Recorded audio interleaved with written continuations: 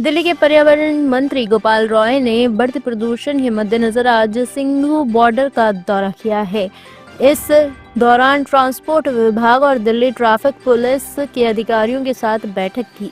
गोपाल रॉय ने दिल्ली ट्रांसपोर्ट विभाग से पूरी जानकारी ली है, जिसमें ट्रकों के चालन, BS3 पेट्रोल और BS4 डीजल वाहनों की दिल्ली में प्रवेश पर चर्चा की गई। उन्होंने आसपास के राज्यों से भी अपील की है कि इस प्रकार की गाड़ियां दिल्ली की सीमा में प्रवेश न करें। राय ने बीजेपी सरकार से भी इस गंभीर स्थिति को मिलकर समाधान करने का आग्रह किया है। दिल्ली के सिंधु बॉर्डर पर आज AQI 460 तक पहुंच चुका है, जो चिंता का विषय बना हुआ है। देखिए, दिल्ली के अंदर प्रदूषण को कम करने के लिए दिल्ली में आम आदमी पार्टी की सरकार लगातार काम कर रही है। अभी दिल्ली के अंदर भी दिल्ली में जितने वाहन हैं जो प्रदूषण फैलाते हैं, उनको ग्रैब 4 के तहत जो है एंट्री बैन है। जो दिल्ली में CNG इलेक्ट्रिक की जो गाड़ियां हैं, ट्रक्स हैं, BS6 की हैं, उनको एंट्री है। बाकी जो ट्रक्स हैं उनकी एंट्री बैन की गई है।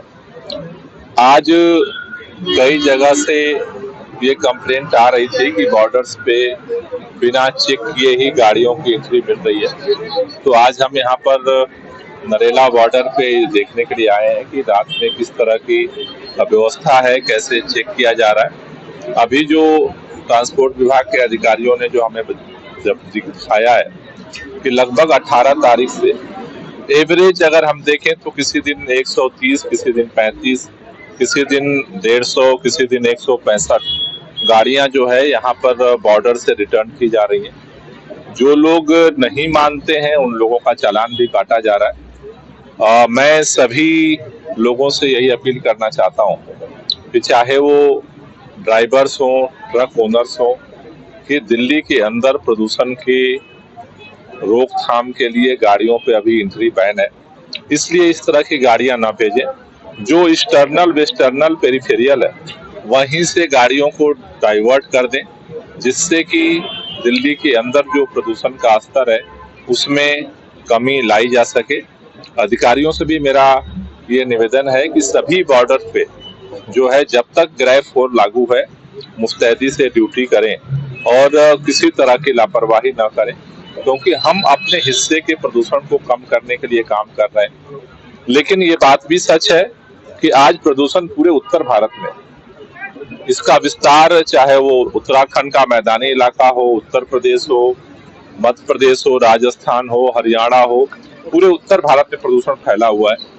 इसलिए मेरा निवेदन है सभी सरकारों से कि अपने अपने राज्यों में भी नियमों को सही तरीके से पालन करें, जिससे सब मिल करके प्रदूषण के स्तर को कम कर सकें और लोगों के ऊपर जो सांसों पे संकट है उसे जल्द से जल्द राहत मिल सके। सर, ये एक तरह से देखा जाए तो नई लॉकडाउन का सिचुएशन है, जो कई दफ्तर हैं वो वर्क फ्रॉम होम कर रहे हैं। दिल्ली सरकार ने टाइमिंग चेंज की है, तो क्या फ्यूचर यही है? क्योंकि ये कहीं ना कहीं टेम्पररी सोल्यूशन है, तो हम किस तरीके के सोल्यूशन की तरफ आगे बढ़े? देखिए, 2 तरह की चीजें हैं। दिल्ली सरकार लॉन्ग टर्म सोल्यूशन पे भी काम कर रही है और उसका परिणाम ये है कि लगातार दिल्ली में 365 दिन जो प्रदूषण के होते हैं उसमें सुधार हो रहे हैं। लेकिन जिस तरह से पूरी दुनिया में जलवायु परिवर्तन का, क्लाइमेट चेंज का इम्पैक्ट आ रहा है, हमने दिल्ली में इस बार देखा कि 14 अक्टूबर तक दिल्ली का AQI 200 से नीचे था। उसके बाद से मौसम में बदलाव हुआ, हवा ठहर गई, बारिश बंद हुई और अचानक जो है हमने देखा कि चारों तरफ से कोहरा छाया और एकदम से प्रदूषण के जो कण हैं वायुमंडल में डिस्पर्स होने की जगह सतह पर आ गए। तो हमारी कोशिश अभी तो ये है कि इमरजेंसी मेजर लेकर के तात्कालिक जो जरूरतें हैं उनको देखते हुए प्रदूषण के स्तर को कम किया जाए। लेकिन साथ ही साथ दिल्ली सरकार जैसे ट्रांसपोर्ट के क्षेत्र में काम कर रही है। दिल्ली में सारी CNG की बस हम चलाते हैं, 2000 से ज्यादा अब हम इलेक्ट्रिक बस सड़कों पर चला रहे हैं। प्राइवेट में भी सब्सिडी दे रहे हैं, जिससे कि लोग प्राइवेट में इलेक्ट्रिक गाड़ियों का संचालन करें।